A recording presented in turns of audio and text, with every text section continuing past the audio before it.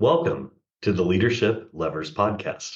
I'm your host, Will Gladhart, CMO at the Culture Think Tank. Our Culture Think Tank community is committed to advancing workplace culture and well-being. We are a virtual hub for authors, investors, leaders, managers, and employees worldwide to connect, engage in candid discussions, share ideas, and explore resources for cultivating a healthy work environment. We're here today to learn about the actions leaders have taken to address cultural change. Our guest today is Cynthia Kyriazis, the Chief Experience Officer at the Culture Think Tank. Thanks so much for taking the time to join us. My pleasure. I'm happy to be here. I thought we would start by having you share with our audience a bit about yourself and your background. Well, I graduated from college and went off to make my fortune. And basically, for the first 20 years of my life, I worked for a corporation that worked within hospitals. They sold to hospitals. And then one day in my early 40s, I decided that I've had enough of this and I'm going to try a change. I'm going to go to work for myself.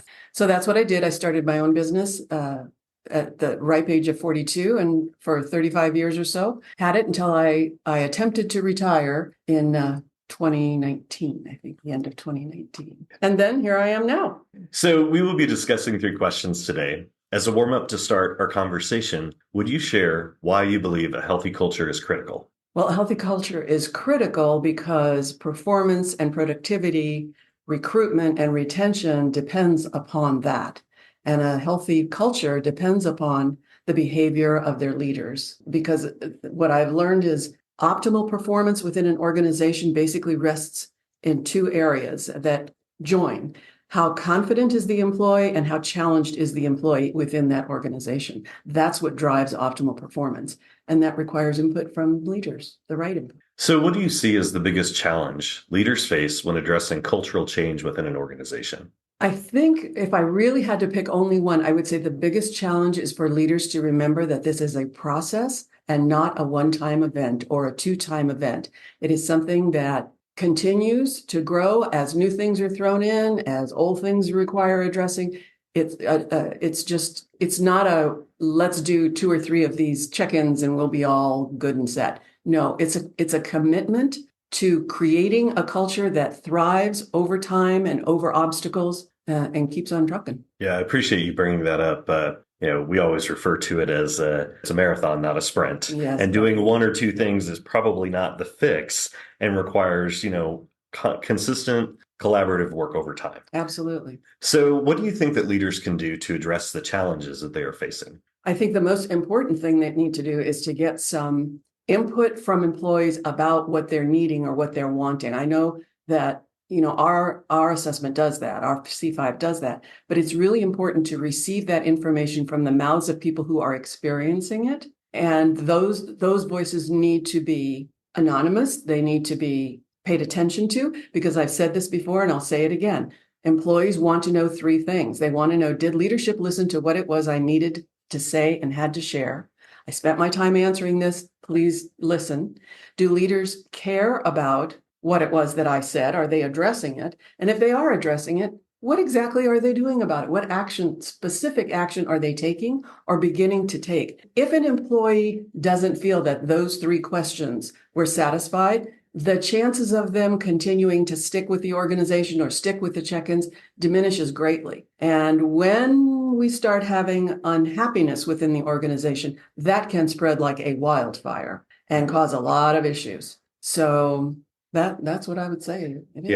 Thanks for bringing up that listen, care, and act element, because I think when it comes to decision making, but also when it comes to organizational culture, if those 3 components are things that leaders can lean into and think about with every decision or every feedback from employees and managers, it's a great way to think about next steps. You've shared some really interesting insights and ideas. Is there anything else you'd like to share or add for leaders? Well, yes, there is. There's something interesting happened 3 or 4 weeks ago, and I thought it might be interesting to share it. I have been doing some work at the think tank on working with investors and demonstrating our product and our solution to investors. Now, most investors have 1 or 2 questions, but this gentleman was kind of refreshing. He had interesting questions and he had 4, 5, 6 of them. So after I finished the demonstration and answered his questions, one of his final questions to me was something I have never been asked before.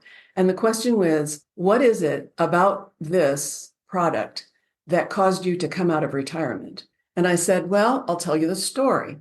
Before I started working for the think tank and before I retired, I had my own business. It included executive coaching, speaking, training, consulting, writing books and creating products.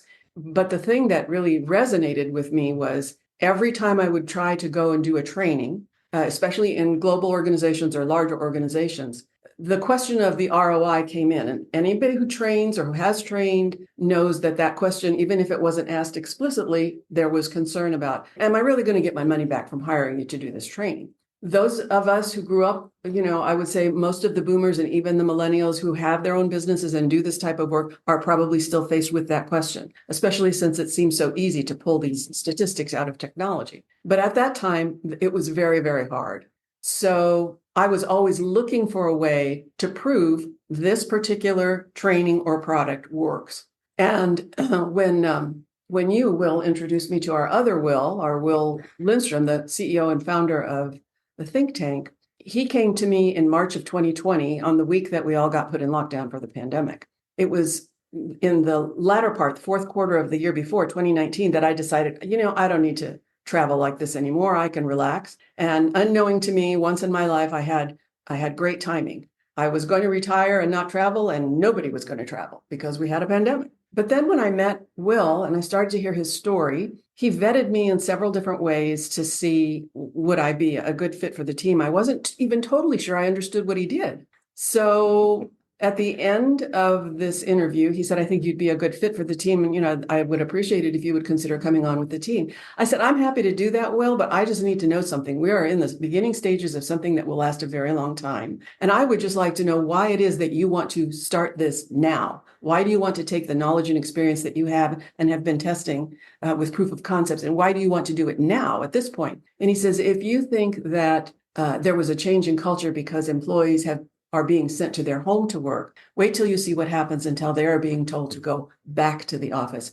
And here we are, 3.5 years later, and truer words were never spoken.